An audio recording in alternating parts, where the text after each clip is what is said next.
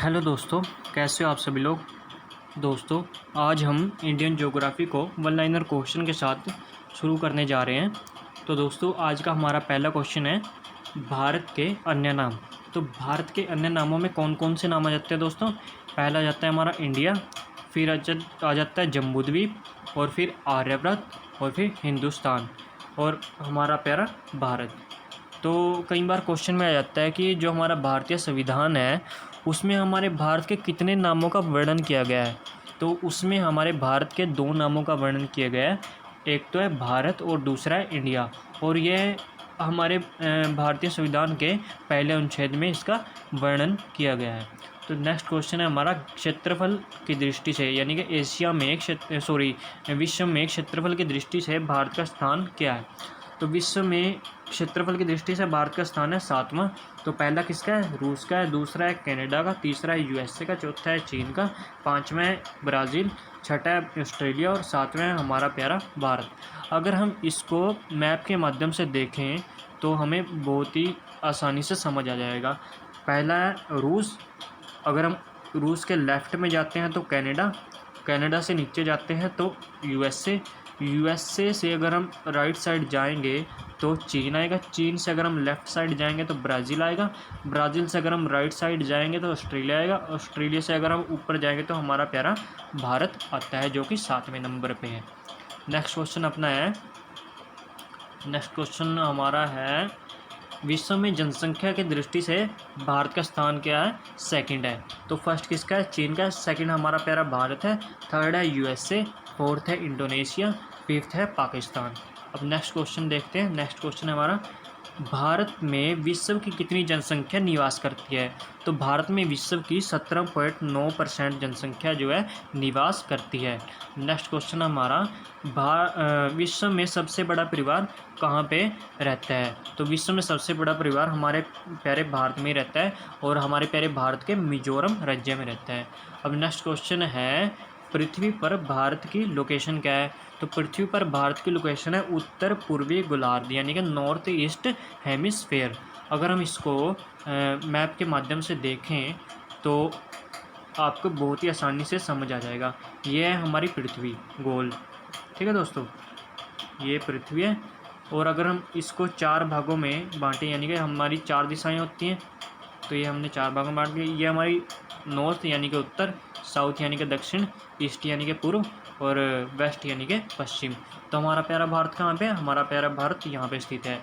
ये कहाँ पे स्थित हो गया, ये तो उत्तर दिशा है और ये पूर्वी दिशा है, यानी कि उत्तर पूर्वी गोलार्ध में हमारा प्यारा भारत स्थित है। अब तो समझ आ गया होगा आपके। अब हमारा नेक्स्ट क्वेश्चन क्या है दोस्तों, हमारा नेक्स्ट क्वेश्चन है भारत का सबसे उत्तरी बिंदु क्या है। जो हमारे भारत है उसके सबसे उत्तरी यानी कि सबसे उत्तर में कौन सा बिंदु स्थित है, इंदिरा कोल। और इंदिरा कोल कहाँ पे स्थित है, लद्दाख में, जो कि पहले जम्मू कश्मीर में होता था। और दक्षिणतम बिंदु कौन सा है हमारे भारत का, दक्षिणतम बिंदु हमारे 2 हैं। एक तो है हमारा कैप कैमोरिन जो कि 8 डिग्री 4 चैनल पर स्थित है, और ये तमिलनाडु में स्थित है।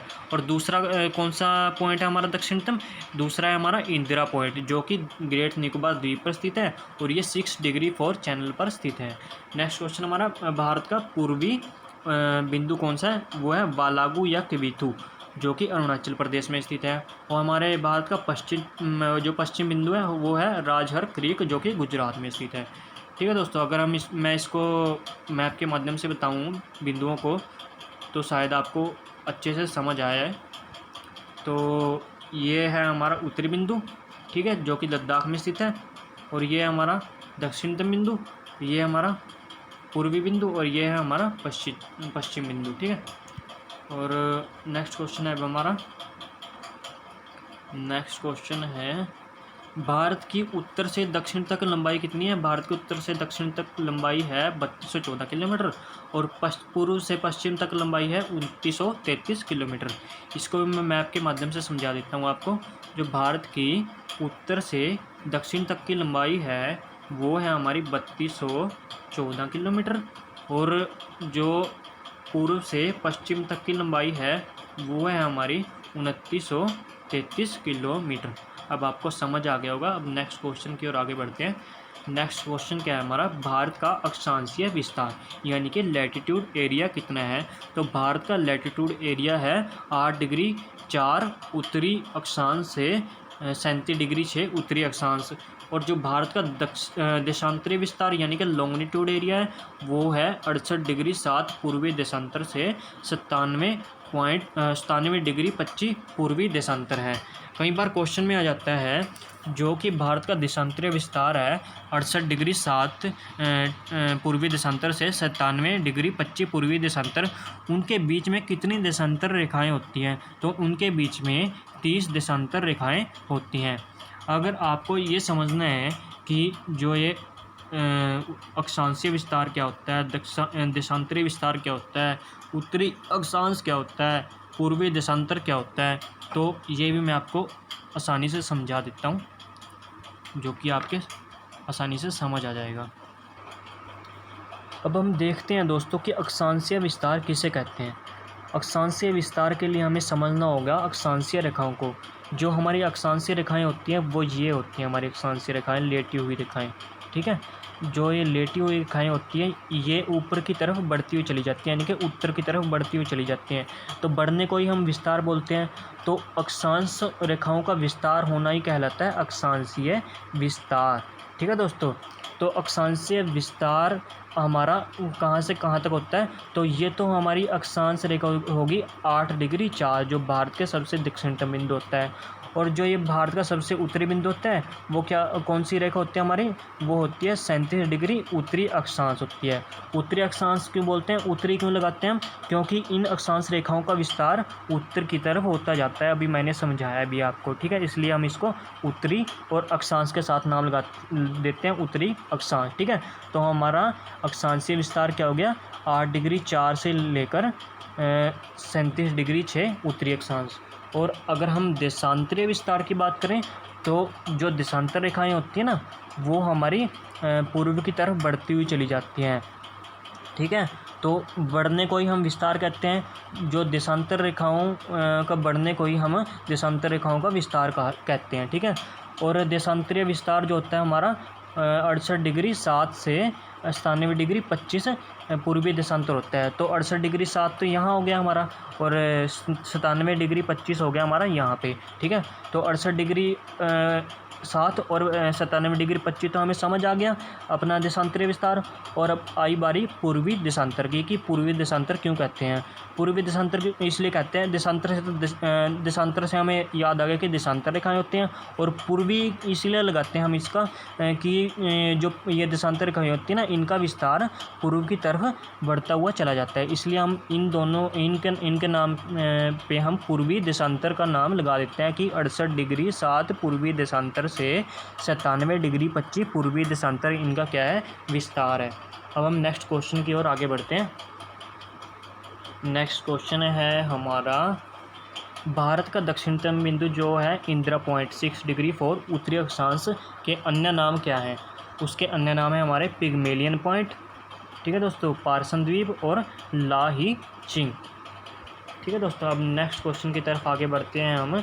नेक्स्ट क्वेश्चन है हमारा इंदिरा पॉइंट जो कि ग्रेट निकोबार द्वीप 6 डिग्री 4 चैनल पर स्थित है, उसके नज़दीक कौन सा देश पाया जाता है।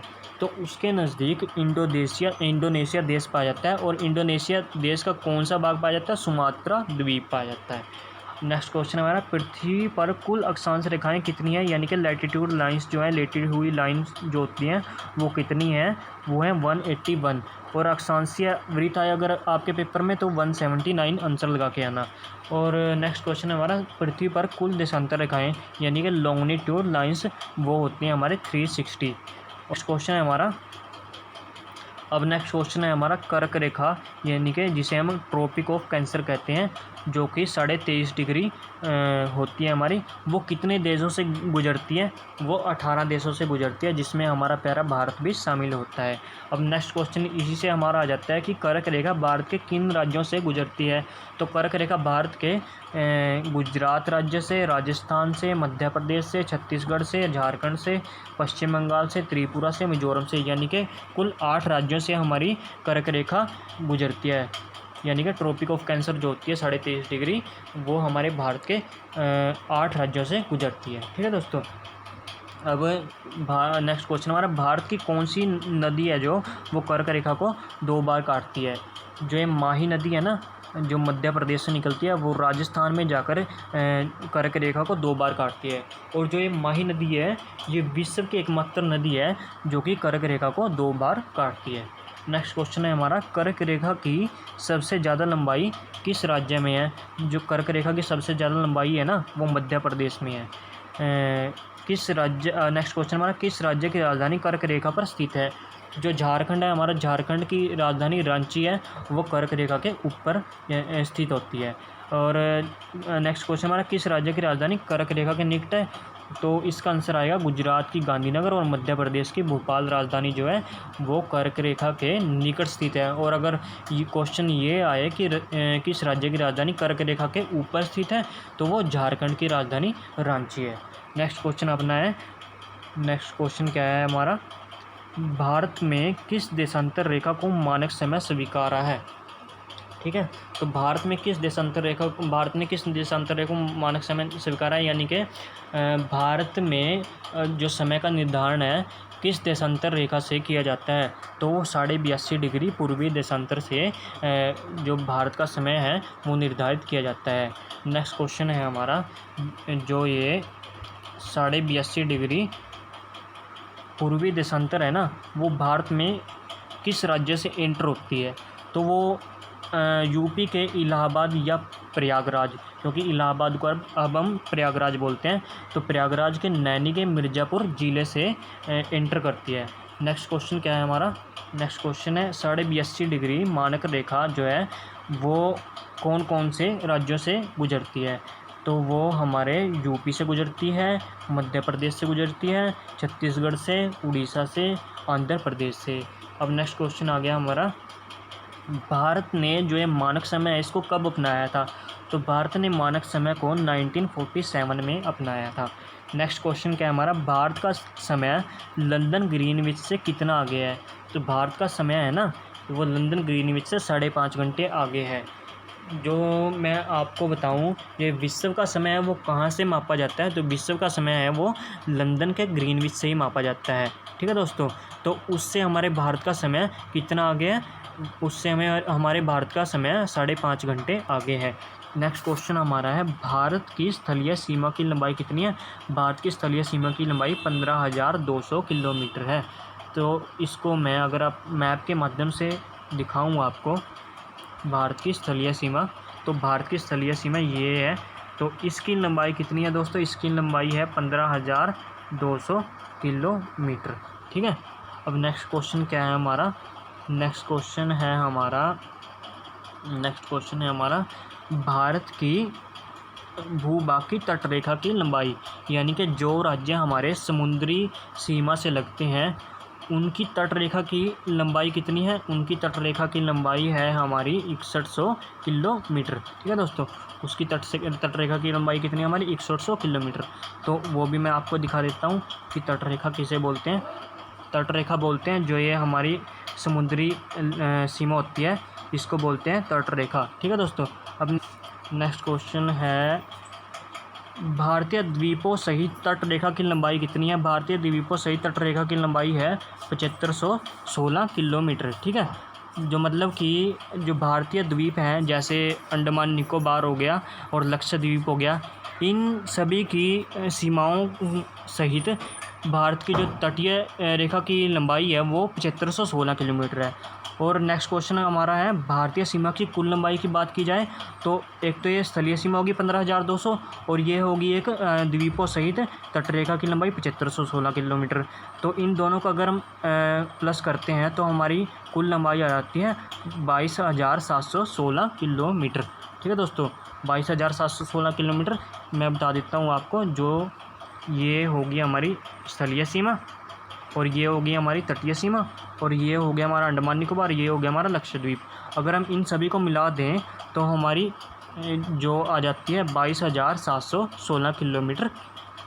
जो 22,716 किलोमीटर हमारी टोटल क्या आ जाती है, भारतीय सीमा की लंबाई आ जाती है। अब नेक्स्ट क्वेश्चन क्या है हमारा? नेक्स्ट क्वेश्चन है